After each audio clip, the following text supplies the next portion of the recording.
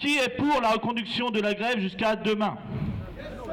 280 pour, 0 contre, 7 abstentions. À une quasi-unanimité, les cheminots nantais ont donc reconduit la grève pour 24 heures, sans grande surprise d'ailleurs, car demain, mardi, le projet de réforme ferroviaire sera présenté aux députés. Le mouvement se poursuit depuis une semaine, avec une revendication forte, la défense du service public.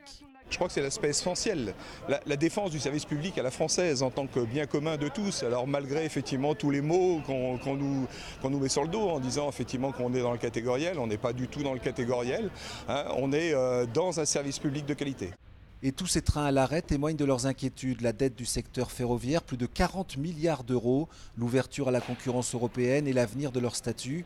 Le dossier est très complexe, voire incompréhensible pour les usagers des transports. Ce qui se passe, moi, je pense, déconsidère le service public. Vendredi, j'ai dû aller à Paris, je me suis retrouvé à la gare Montparnasse. Les usagers, sachant qu'il n'y avait pas de train, ont déserté le service public. Ils ont trouvé d'autres solutions. Le covoiturage, peut-être l'avion, leur automobile particulière. La SNCF n'est plus en situation de monopole. Aucune sortie de crise n'est en vue. Demain matin, les cheminots se rassembleront une nouvelle fois à Nantes et iront manifester leur mécontentement devant le Conseil régional qui est l'autorité de référence pour les trains régionaux les plus touchés par cette grève.